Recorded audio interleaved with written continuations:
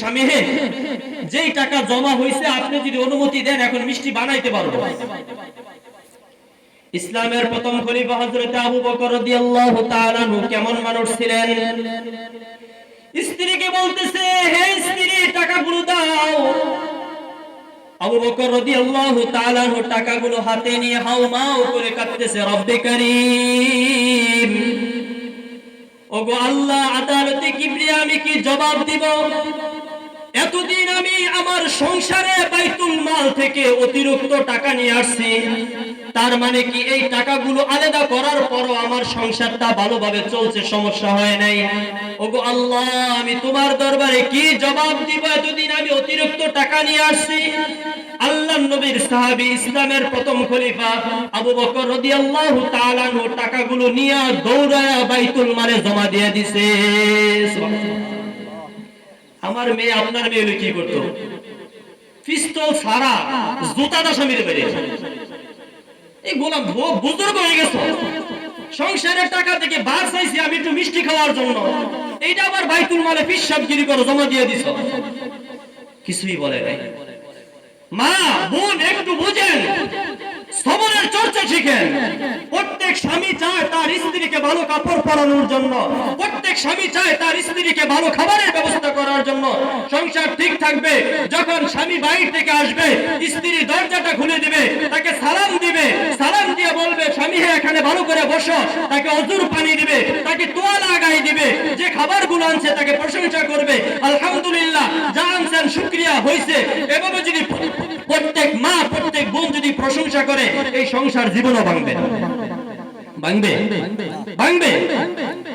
স্বামীর যদি প্রশংসা করে, মাশাআল্লাহ তুমি তো অনেক সুন্দরের তরকারি নিয়ে আসছো, মাশাআল্লাহ তুমি তো আমার জন্য অনেক সুন্দর কাপড় নিয়ে আসছো, এভাবে যদি আমাদের মা বোনেরা স্বামীর প্রশংসা করে না, স্বামী স্ত্রীর প্রশংসা করা, স্ত্রী স্বামীর প্রশংসা করবে, তার খাবারগুলো দেখে স্ত্রী খুশি হবে, আলহামদুলিল্লাহ আমার জন্য যে কাপড়টা তুমি নিয়ে আসছো খুব সুন্দর, খুব সুন্দর, আলহামদুলিল্লাহ প্রশংসা ভালো তোমার। যদি প্রশংসা করে স্বামী, যদি কাপড় বাজার যদি করে 4টা, তাহলে পরের দিন করবে কমপক্ষে একটা বেশি হইলেও করবে।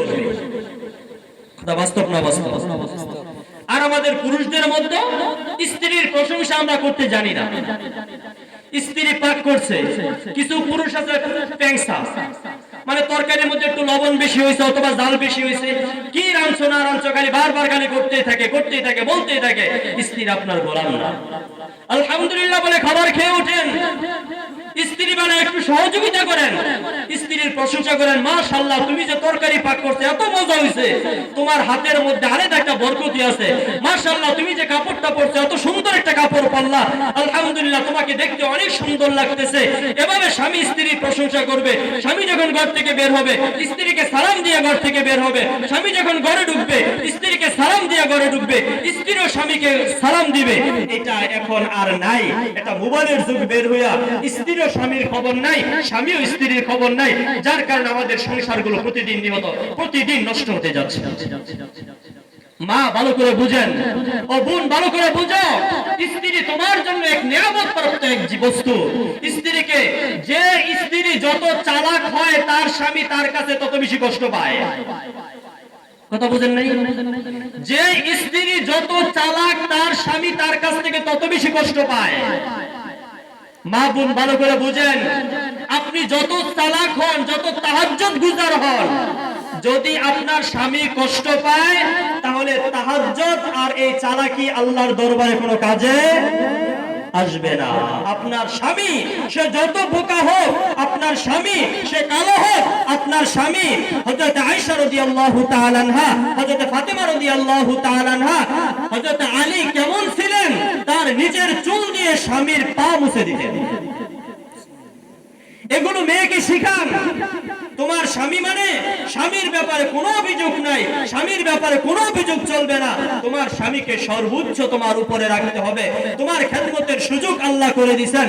হযরত সাদ রাদিয়াল্লাহু তাআলা আনহু, আরবের সম্ভ্রান্ত বংশের মেয়ে সাদ রাদিয়াল্লাহু আনহু কালো ছিলেন, তারপর বিবাহ বন্ধনে কেন আবদ্ধ হয়েছেন? রাসূল বলেন প্রত্যেক স্ত্রী তার স্বামীর হাত ধরে জান্নাতে যাবে। আমি জান্নাতে যাইতে চাই। ও মা, ও বোন, তুমি তোমার স্বামীর হাত ধরে জান্নাতে যাবা। তোমার স্বামীর প্রত্যেকটা কথা তোমার অকপটে মেনে নিতে হবে।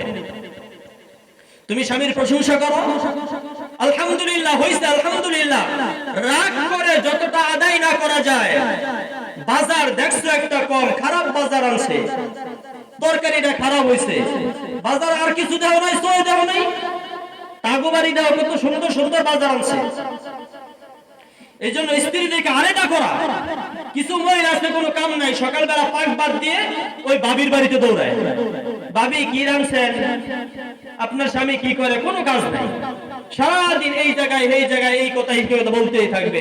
না, তোমার বাড়িতে তুমি কাজ করো, তুমি শুকরিয়া আদায় করতে থাকো, তোমার স্বামীকে নিয়ে তুমি শুকরিয়া আদায় করতে থাকো, তোমার সংসারের ব্যাপারে গুছাইতে থাকো।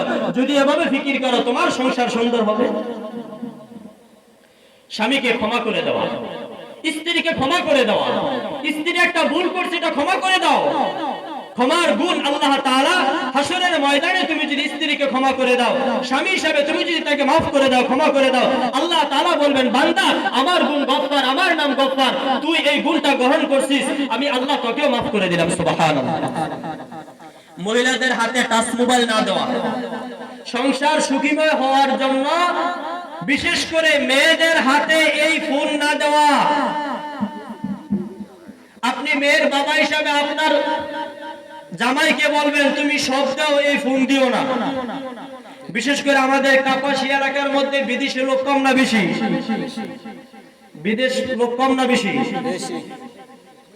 আমাদের সমাজে এমন ঘটনা নাই যে বউ জামাই গেছে বিদেশে, প্রায় দে বউ না, এমন নাই? আছে না নাই? তার একমাত্র এক নাম্বার কারণ হলো এই টাচ মোবাইল।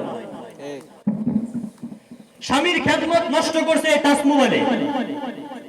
স্বামী বাহির থেকে আসছে, সে মোবাইল নিয়ে ব্যস্ত, মোবাইলে দেখতেছে, কি দেখতেছে, যে এই ঈদে কোন কাপড়টা কিনা যাবে, এই ঈদে কোন মার্কেটটা করা যাবে, কোন মার্কেটে গেলে কি কি জিনিস পাওয়া যাবে। অথচ স্বামী কাছ থেকে আসছে, সারাদিন বেচারায় কষ্ট করে আসছে, এখন আসছে একটু বাতাস তো করবে দূরের কথা, ফ্যানের সুইচটা দিয়ে দিবে, একটু খোঁজ খবর নেবে যে সারাদিন বাইরে কেমনে কাটাইছো। আরে সংসার নষ্ট হওয়ার একমাত্র 95% কারণ হলো মহিলা। আপনার মেয়ে, আমার মেয়ে, আপনার মেয়ে, আমার মেয়ে। স্বামী আসার পরে সালাম দিয়ে তার পাশে বসেন, বাইরে কত মানুষের কথা শুনে, সে অনেক কথা বলবে, আপনি তাকে সান্ত্বনা দেন, আলহামদুলিল্লাহ, টেনশন করো না, সব আল্লাহ ব্যবস্থা করে দিবে। খাবার টাবার আনতে পারো না, শুকরিয়া, কোনো টেনশন নাই, তুমি আগে খাবার খাও, যা আছে তা খাও, একটু আরাম করো, এভাবে তাকে বলেন। আর যদি শুধু খোঁচাইতেই থাকেন, কি আল্লাহ, ওর বাড়িতে এইটা, ওর বাড়িতে এইটা, তোমার কিছুই পাইলাম না, এভাবে যদি বলতে থাকেন, তাহলে সংসার কোনোদিন ঠিক হবে না, এটা শুধু নষ্টর দিকে যাবে। যদি প্রশংসা করেন, স্ত্রীকে সব দেন, টাচ ফোন দিয়েন না।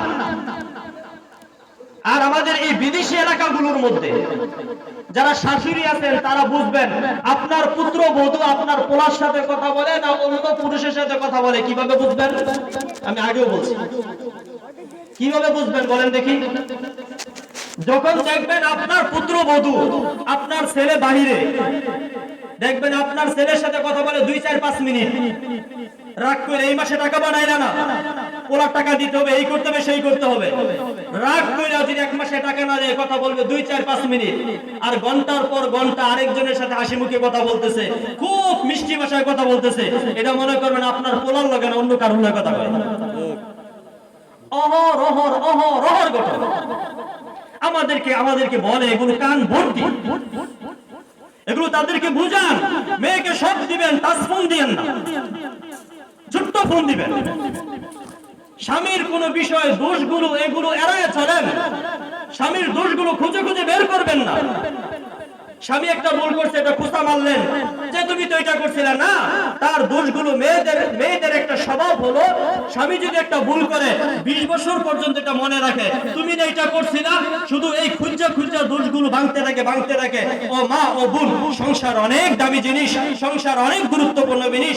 আল্লাহ তাআলার কাছে সবচেয়ে নিম্ন পর্যায়ে হালাল হলো তালাক দেওয়া, সংসার নষ্ট করে ফেলা, সংসার ভেঙে ফেলা। এই জন্য সংসার ভাঙা যাবে না। আল্লাহ তাআলা আমাদের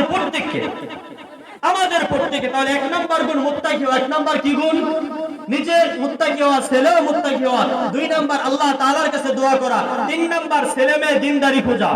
দিনদারি হয়ে যদি অর্থ সম্পদ হয় আলহামদুলিল্লাহ, দিনদারি হয়ে যদি চেহারা সৌন্দর্য হয় আলহামদুলিল্লাহ। 4 নাম্বার স্ত্রীর স্বামীর কি হক, স্ত্রীর উপর কি হক, হকগুলো বুঝা। বাবা হিসাবে ফার্নিচার না দিয়ে কোরআনে কারীম দিবেন। সমাজে কয়জন বাবা আছে মেয়েকে বিবাহ দেওয়ার সময় স্বামীর বাড়িতে কোরআনে কারীমের একটা কপি দিয়ে দিয়েছেন? কয়জন আছে? এটা চিড়িয়াখানার বাঘ।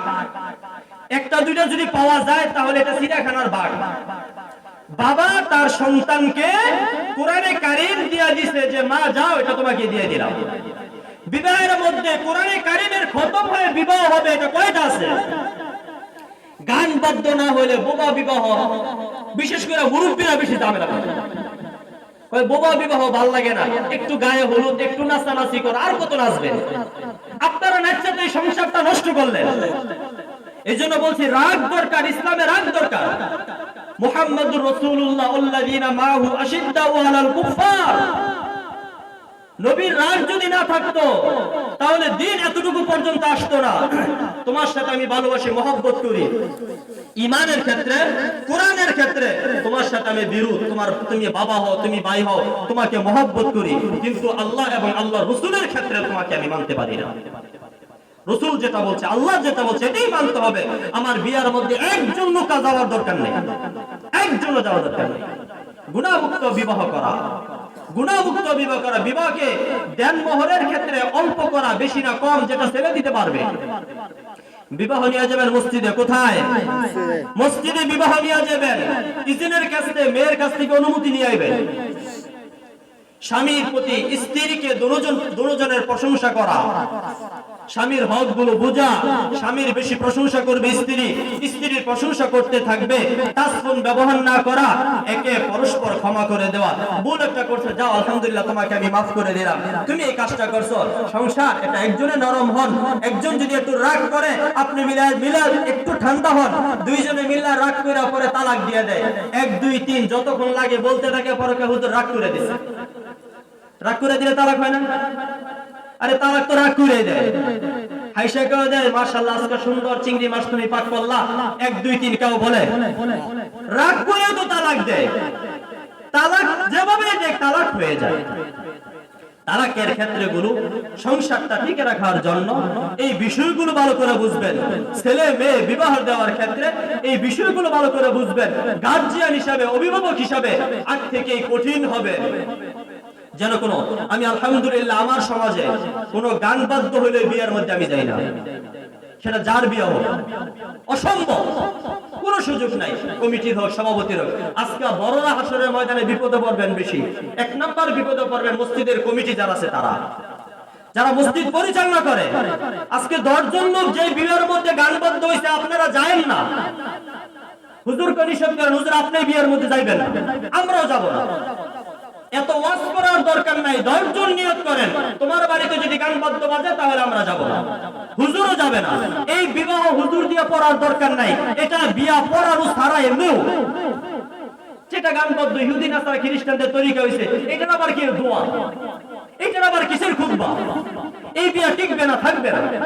এজন্য যুবক ভাই, পাঁচতরার যুবক ভাই যারা আছে, তোমাদেরকে বলি, আমরা নেতা হইতে চাই না, সমাজের কিছু কাজ করতে চাই। আমরা সমাজের কিছু কি করতে চাই? কিছু কাজ করতে চাই। নেতা হব না, সমাজের কাজ করব, সুযোগ্য সন্তান হয়ে ওঠে। আমি বারবার বলি, যখন শুনবেন আমি দুনিয়া থেকে চলে গেছি, আমার জন্য একটু দোয়া করবেন।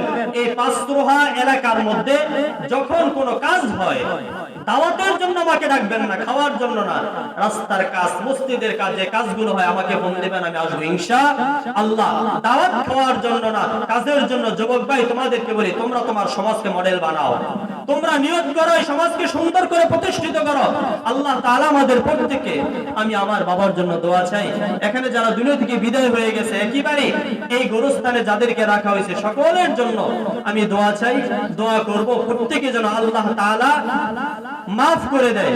বিশেষ করে খুব মহব্বতের মানুষ মাওলানা তরিকুল ইসলাম আলমপুরি ভাই সারা মাস অনেক সফর করে, লম্বা সময় সফর, আপনাদেরকে মহব্বত করে তিনি চলে আসেন, আলোচনা করতে থাকবেন। আমি সন্তান হিসাবে কিছু কঠিন কঠিন কথা যদি হয়ে থাকে, সন্তান হিসাবে মাফ চাই, মাফ করে দিবেন। এই কথাগুলো তো তরিক ভাই বলতো না, কারণ তরিক ভাই স্বাভাবিক কথাগুলো বলবো।